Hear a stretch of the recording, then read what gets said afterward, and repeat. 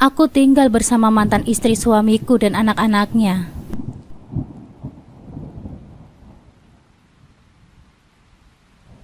Assalamualaikum sahabat curhatku. Terima kasih sudah datang ke channelku ini. Untuk yang sudah subscribe, semoga rezekinya dilancarkan ya. Amin ya robbal alamin.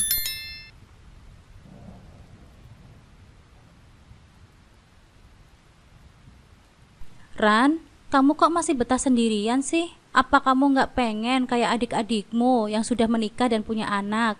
Tanya ibuku untuk kesekian kalinya dengan nada sedikit cemas.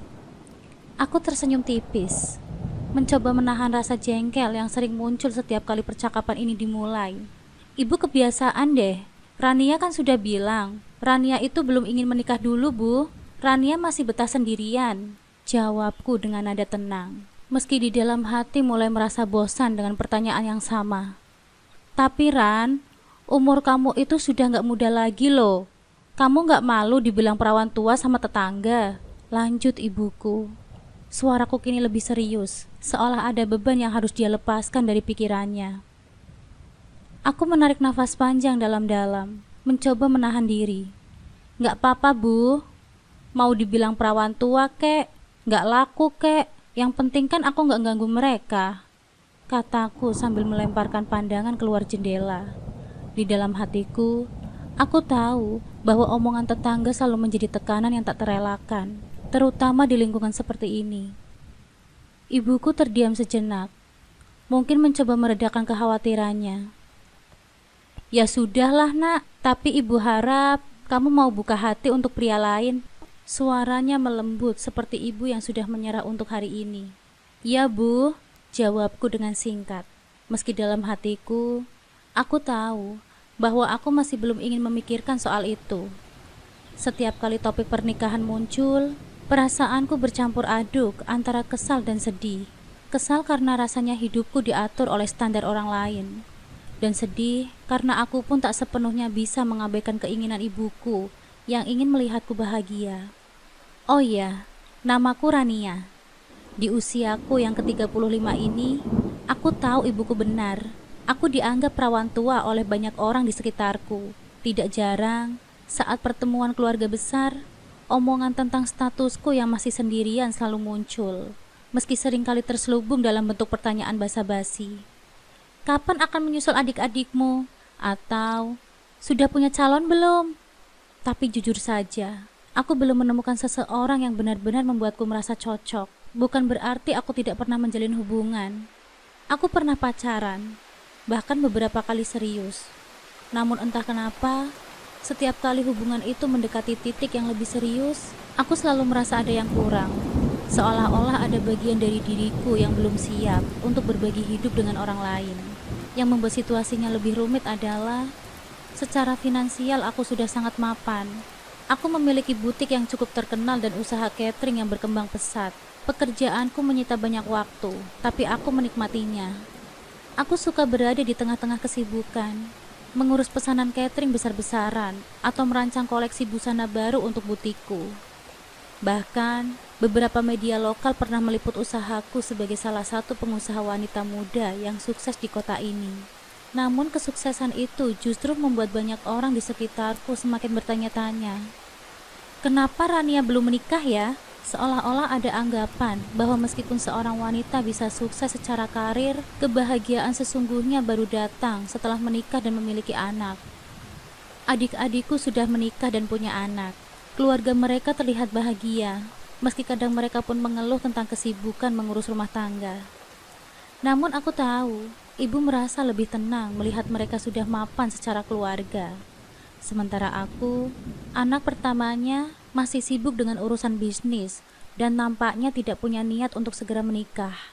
Di sela-sela kesibukan mengurus butik dan cateringku, tak jarang aku merenung, apa benar aku terlalu sibuk untuk membuka hati pada orang lain? Atau mungkin aku terlalu selektif? Sebenarnya, aku juga ingin menikah, membangun keluarga, dan merasakan kebahagiaan seperti yang dimiliki adik-adikku. Tapi entah kenapa, aku belum menemukan seseorang yang membuatku yakin. Bisnis selalu menjadi pelarianku. Ketika aku merasa lelah dengan pertanyaan-pertanyaan tentang pernikahan, aku akan lebih tenggelam dalam pekerjaanku. Butikku selalu ramai, dengan pesanan-pesanan yang tak pernah berhenti.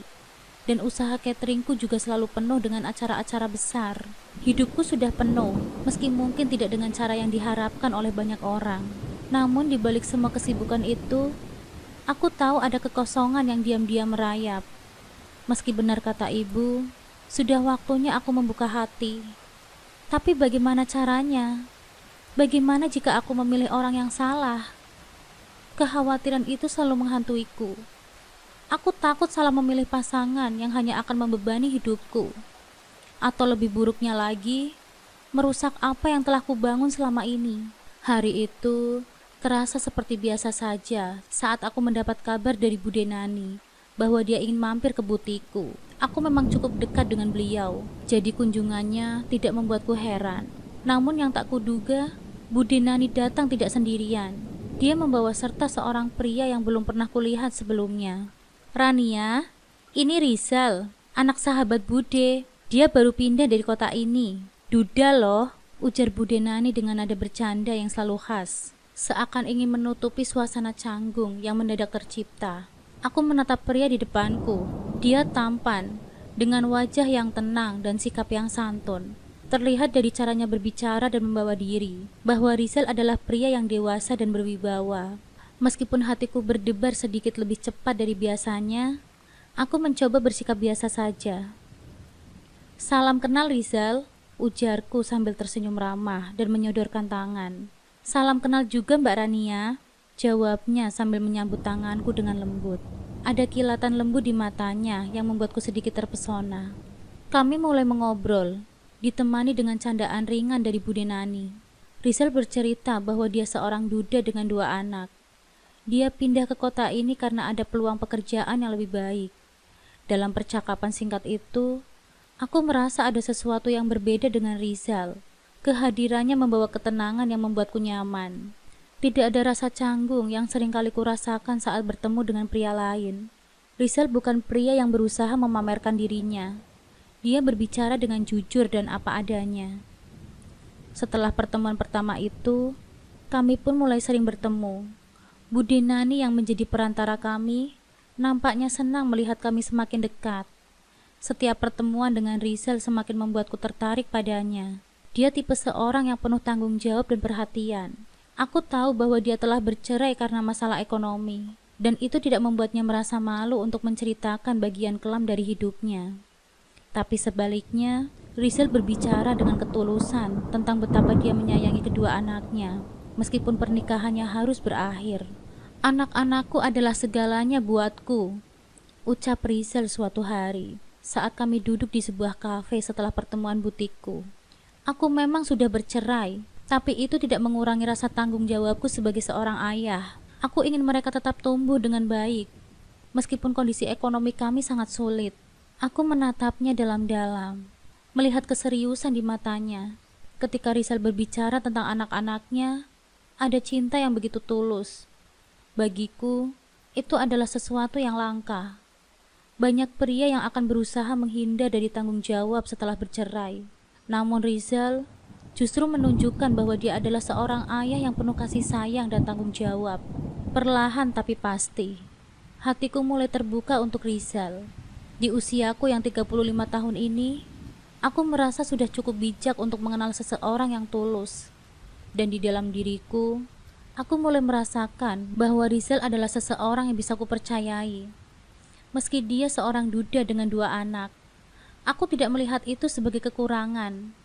Justru aku melihat itu sebagai bukti bahwa dia adalah pria yang kuat, yang bisa bertahan dalam kondisi sulit dan tetap mempertahankan cintanya untuk anak-anaknya. Hubungan kami berkembang dengan cepat. Rizal sering datang ke butikku atau mengajakku makan malam setelah selesai bekerja. Dalam setiap pertemuan, aku merasa semakin nyaman berada di dekatnya. Dia tidak pernah memaksa, tidak pernah membuatku merasa terburu-buru. Tapi entah bagaimana, setiap kali bersama Rizal, ada perasaan hangat yang tumbuh di hatiku. Aku tahu ibu pasti senang jika tahu aku mulai serius dengan seorang pria. Apalagi sosok Rizal yang nampak penuh tanggung jawab dan sudah pernah berkeluarga. Pasti akan membuat ibu merasa bahwa akhirnya aku menemukan seseorang yang bisa diandalkan. Namun meskipun aku merasa nyaman dan tertarik pada Rizal, ada bagian kecil dari diriku yang masih ragu. Bagaimana jika aku salah? Bagaimana jika hubungan ini berakhir seperti hubungan-hubungan sebelumnya? Tapi saat aku melihat Rizal, rasa ragu itu perlahan-lahan mulai memudar. Dia adalah pria yang berbeda, pria yang jujur, penuh kasih, dan yang paling penting, dia menunjukkan bahwa dia adalah seseorang yang bertanggung jawab, sesuatu yang selama ini selalu aku cari.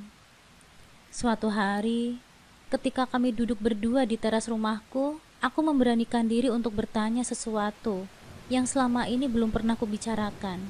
Rizal, apa kamu sudah punya rencana mau dibawa kemana hubungan kita? Tanyaku dengan hati-hati, takut menyinggung perasaannya. Rizal menatapku dengan lembut, kemudian tersenyum. Rania, aku tidak ingin terburu-buru. Aku ingin kita saling mengenal lebih dalam. Tapi jujur saja, aku melihat masa depan yang baik bersamamu. Kamu adalah wanita yang kuat dan mandiri. Itu yang membuatku tertarik padamu sejak awal. Kata-katanya membuatku tersenyum. Meski dalam hatiku, aku merasa sedikit cemas. Namun ada sesuatu tentang cara Rizal berbicara yang membuatku merasa nyaman. Mungkin inilah saatnya untuk membuka hati dan memberikan kesempatan pada cinta. Pertemuan kami yang awalnya tidak terduga, kini berubah menjadi hubungan yang serius. Dan untuk pertama kalinya dalam hidupku, aku mulai membayangkan masa depan yang indah bersama seorang pria. Setelah beberapa bulan menjalin hubungan dengan Rizal, kami akhirnya memutuskan untuk menikah. Pernikahan ini merupakan momen yang sangat berarti dalam hidupku, seperti mimpi yang menjadi kenyataan. Aku yang selama bertahun-tahun merasa tidak akan menemukan pria yang tepat, akhirnya bertemu dengan Rizal. Dia bukan hanya pasangan, tapi juga seorang teman yang selalu bisa aku andalkan. Hari pernikahan kami digelar dengan cukup meriah. Banyak sekali teman-temanku yang datang, memberikan ucapan selamat dan harapan baik untuk kehidupan baru kami. Mereka semua terlihat bahagia, seolah ikut merasakan kebahagiaanku.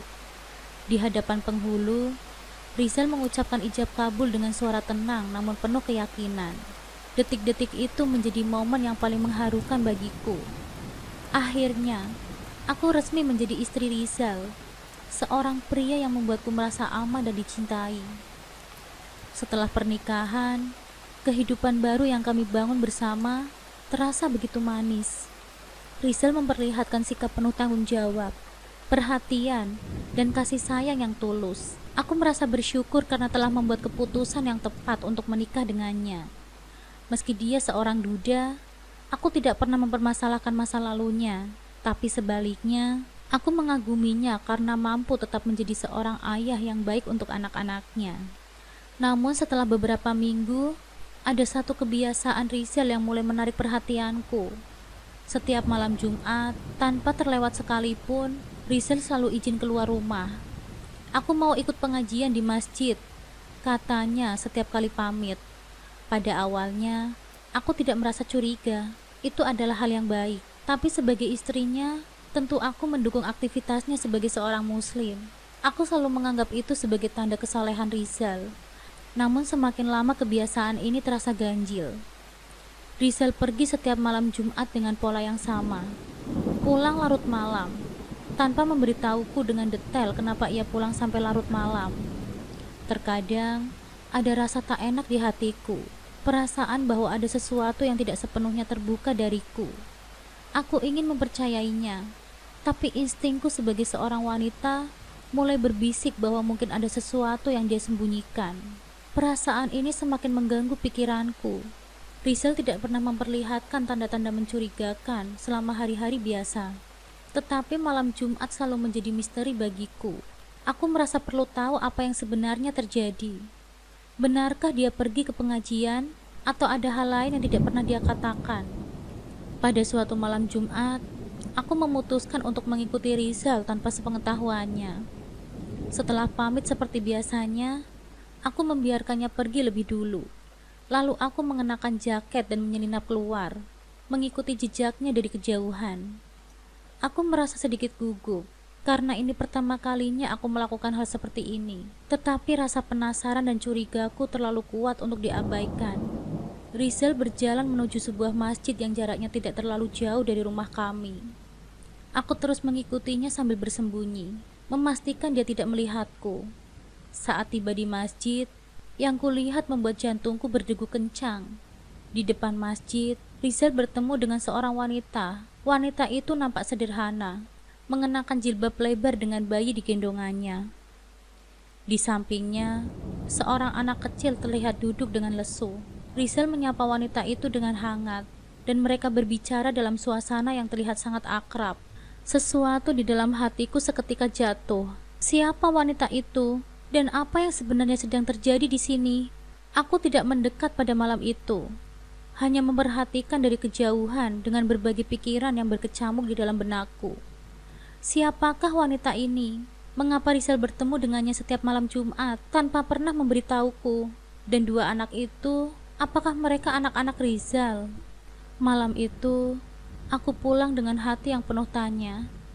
Aku merasa bingung dan tidak tahu harus berbuat apa. Apakah aku harus bertanya langsung pada Rizal, atau menunggu dan mencari tahu lebih banyak sebelum menyimpulkan apapun?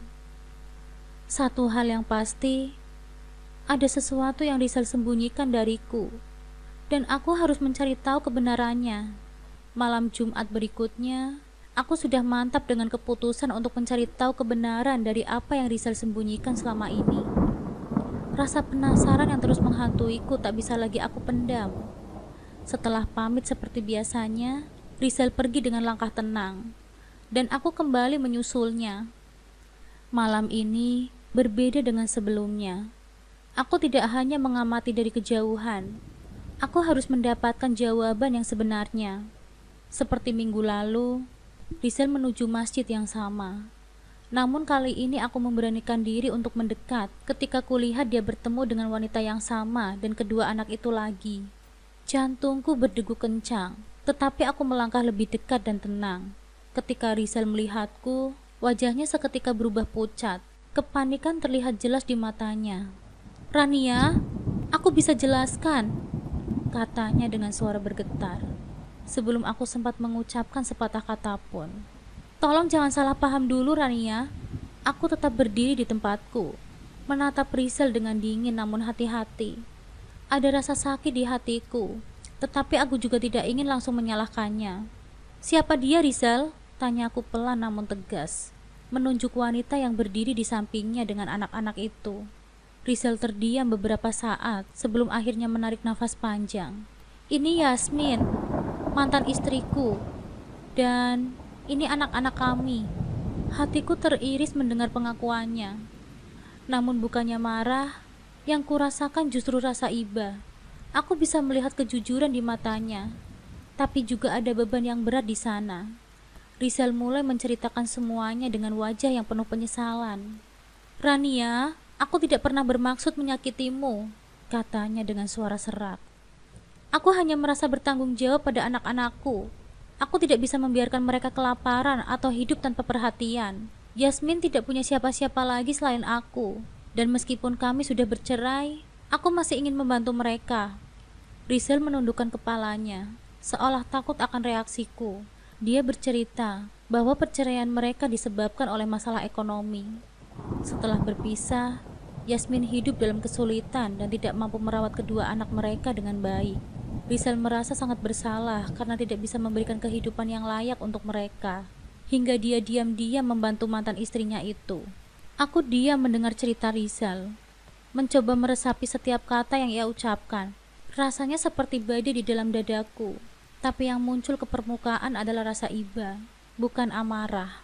"Aku hanya tidak ingin membebani kamu, Rania," lanjut Rizal. Suaranya semakin bergetar. "Aku tahu ini salah, dan aku seharusnya jujur sejak awal. Maafkan aku." Bukannya meledak dalam kemarahan, aku justru merasa hatiku luluh. Aku bisa melihat ketulusan dan rasa tanggung jawab yang besar dalam diri Rizal. Dia tidak berniat menduakan atau mengkhianatiku, tapi dia hanya terjebak dalam rasa bersalah yang tidak bisa ia tinggalkan. Melihat Yasmin dan kedua anaknya yang nampak tidak berdaya, hatiku tergerak. Ada rasa kasihan yang begitu mendalam, terutama untuk anak-anak itu. Mereka tidak pantas menanggung kesulitan ini, dan aku tahu bahwa Rizal melakukan semua ini karena cintanya yang tulus sebagai seorang ayah.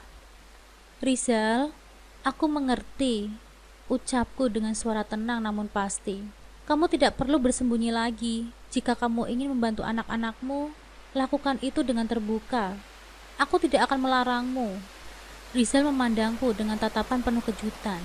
Maksudmu, kamu tidak marah? Aku menggeleng pelan. Aku tidak marah, Rizal. Aku hanya ingin yang terbaik untuk semua orang. Jika kamu merasa bertanggung jawab pada Yasmin dan anak-anakmu, aku akan membantu mereka. Rizal nampak lega mendengar kata-kataku, meski ada kekhawatiran di matanya. Tapi, apa maksudmu dengan membantu mereka? Aku tersenyum tipis. Aku ingin mereka tinggal di rumah kita. Dengan begitu, kita bisa memastikan mereka mendapatkan kehidupan yang lebih baik. Anak-anakmu pantas mendapatkan perhatian dan kasih sayang yang penuh. Dan Yasmin juga butuh bantuan. Rizal terlihat sangat terkejut dengan keputusanku. Rania, kamu serius? Ya, jawabku dengan tegas. Aku tidak ingin ada kebohongan lagi di antara kita. Jika kita bisa membantu mereka, kenapa tidak? Tanpa pikir panjang, aku mengulurkan tanganku kepada Yasmin. Kamu dan anak-anakmu bisa tinggal bersama kami. Jangan khawatir, aku akan membantu semampuku. Yasmin terlihat bingung dan terharu pada saat bersalaman. Air mata mengalir di pipinya saat dia menerima uluran tanganku. Terima kasih ya Rania. Aku tidak tahu harus berkata apa lagi. Malam itu, Yasmin dan kedua anaknya mulai tinggal bersama kami. Awalnya suasana di rumah terasa canggung dan tegang.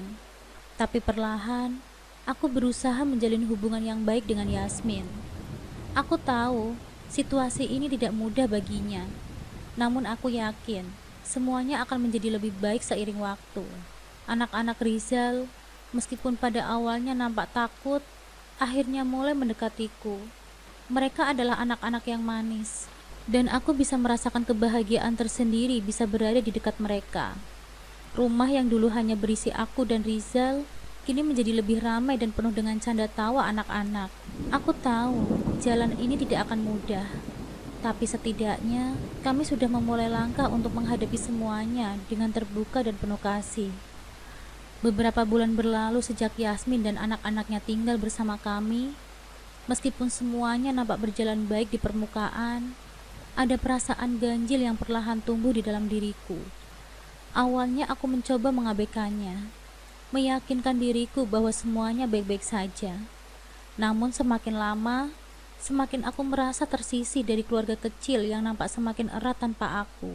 Aku sering melihat Rizal bersama anak-anaknya tertawa, bermain, dan berbicara dengan hangat, dan berbicara dalam kehangatan yang sulit kuikuti. Meskipun aku berusaha sebaik mungkin untuk mencintai dan merawat mereka, ada perasaan yang tidak bisa kuabaikan. Apakah Rizal masih mencintai Yasmin? Apakah aku hanya menjadi pelarian dalam hidupnya? Apakah aku telah memasuki kehidupan yang seharusnya bukan untukku? Setiap kali aku melihat kedekatan Rizal dengan Yasmin, saat mereka membahas anak-anak, ada rasa cemburu yang mulai menyelinap di hatiku. Walaupun Yasmin bersikap baik dan tidak pernah menimbulkan masalah, aku tidak bisa menghilangkan pikiran bahwa mungkin ada sesuatu yang belum selesai di antara mereka.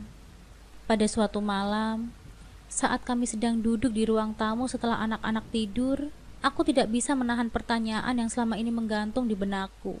Rasa penasaran dan cemas akhirnya memuncak. Aku menoleh ke arah Rizal yang sedang sibuk dengan ponselnya. Rizal, aku ingin bicara serius, kataku. Suaraku bergetar meski berusaha terdengar tenang. Rizal menghentikan kegiatannya dan memandangku dengan tatapan penuh perhatian. Ada apa, Rania? Kamu terlihat khawatir. Aku menarik nafas dalam-dalam sebelum melanjutkan. Apa kamu masih mencintai Yasmin? Aku butuh jawaban yang jujur darimu. Apakah kamu ingin kembali padanya? Rizal terlihat terkejut mendengar pertanyaanku. Dia meletakkan ponselnya dan mendekatiku. Tatapannya penuh dengan kebingungan. Rania, kenapa kamu berpikir seperti itu? Aku tidak mengerti, ucapnya, mencoba memahami situasiku. Aku menggeleng pelan, mencoba meredakan emosiku. Aku sering melihat kedekatan kalian. Aku tahu kamu masih merasa bersalah kepada Yasmin dan anak-anakmu. Aku takut bahwa aku hanya pengganti dalam hidupmu. Aku takut kamu sebenarnya masih ingin kembali padanya. Suasana hening sesaat. Rizal menundukkan kepalanya, seolah mencerna setiap kata yang baru saja kukatakan. Akhirnya, dia mengangkat wajahnya dan menatapku dalam-dalam.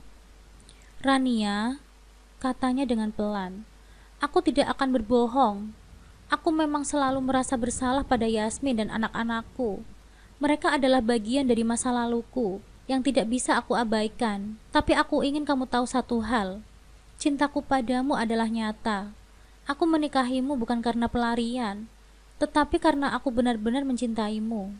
Aku merasakan beban di hatiku sedikit terangkat mendengar kata-katanya, tapi masih ada keraguan yang tersisa. Lalu kenapa kamu tidak pernah cerita tentang ini sebelumnya? Kenapa kamu tidak jujur sejak awal? Rizal menghela nafas panjang. Aku tidak ingin kamu merasa terbebani, Rania. Aku tahu situasi ini sangat sulit, dan aku mencoba melindungi kamu dari perasaan-perasaan yang mungkin akan menyakitkanmu. Tapi aku sadar sekarang, menyembunyikan hal ini malah membuatmu semakin terluka. Aku menatapnya, mencoba mencari kejujuran di dalam matanya. Jadi, kamu benar-benar tidak ingin kembali pada Yasmin? Rizal menggeleng tegas. Tidak, Rania. Aku tidak ingin kembali padanya. Hubungan kami sudah berakhir. Satu-satunya alasan aku masih terlibat adalah karena anak-anak. Aku tidak bisa meninggalkan mereka begitu saja. Tapi itu bukan berarti aku ingin mengabaikanmu. Ada kelegaan yang meresap di dalam diriku, meski tak sepenuhnya menghilangkan kekhawatiran. Aku tahu bahwa hubungan kami tidak akan pernah sepenuhnya sederhana. Ada tanggung jawab besar yang Rizal emban sebagai seorang ayah. Dan aku harus menerima kenyataan bahwa anak-anaknya akan selalu menjadi prioritasnya. Aku mengerti, Rizal, kataku akhirnya. Tapi aku juga tidak bisa terus merasa seperti ini. Mungkin kita bisa mencari solusi lain. Rizal menatapku dengan penuh harap. Apa maksudmu, Rania? Aku berpikir sejenak sebelum menjawab. Bagaimana kalau kita memberikan Yasmin dan anak-anak sebuah tempat tinggal yang lebih nyaman? Rumah kontrakan yang tidak jauh dari rumah kita. Dengan begitu, mereka tetap dekat, tapi kita juga bisa memiliki ruang untuk kita berdua. Rizal terlihat terkejut dengan ideku. Kamu benar-benar akan melakukan itu? Aku mengangguk pelan.